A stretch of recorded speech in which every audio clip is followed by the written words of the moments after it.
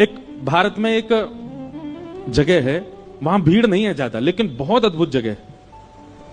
उस स्थान का नाम है जागेश्वर। क्या नाम है? जागेश्वर।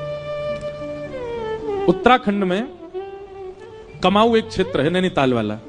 वहां जब आप ऊपर जाएंगे तो वहां तीन स्थान है महादेव के, जागेश्वर, बागेश्वर और मुक्तेश्वर। जीवन में कभी अवसर मिले तो उन तीनों स्थानों का दर्शन जरूर करना। और तीनों स्थान पता कैसे हैं? मुक्तेश्वर पहाड़ की चोटी पर है, बागेश्वर समतल में है और जागेश्वर नीचे पाताल में है। और जागेश्वर स्थान जो है ना, यहां पर महामृत्युंजय का जो मंत्र है वो वहीं प्रकट हुआ, जागेश्वर। इसीलिए उनका, वहां के महादेव का नाम है जागनाथ। वहीं से ही महामृत्युंजय प्रकट हुआ। वहां की कथा ऐसी बताते हैं कि जागनाथ उनको इसलिए कहा जाता कि वो नाथ इतने सिद्ध थे, सब लोग ध्यान से सुनना, कि कोई व्यक्ति आके कुछ भी मांग ले सब पूरत कर देते थे। एक बार एक कहीं के राजा ने किसी अच्छे राजा की हिंसा की कामना उनसे की, वो तो सबको आशीष देते थे, बोले तथास्तु।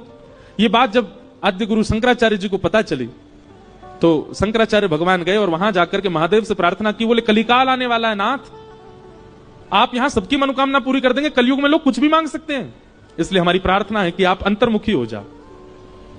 तब ठाकुर जी वहां पर शांत हो गए। नहीं तो महादेव से जो मांगो वो मिलता था। आज भी वहां नियम है, रात्रि 6-7 बजे मंदिर बंद हो जाता है और फिर उसके बाद वहां आप देखेंगे कि दंपति, पति पत्नी अपने हाथ में दिया लिए रात भर खड़े रहते हैं।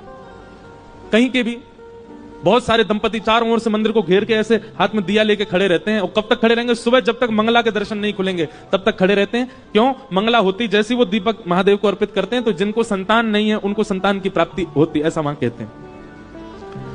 तो रात्रि 12 बज रहे थे, वहां 7-8 बजे ऐसा लगने लगता है कि 1-2 बज गए रात के, इतना शांत है। तो रात्रि 12 बजे मैं उठा, खिड़की खोली तो देखा इतने सारे दंपति खड़े थे और हाथ में दिया लिए।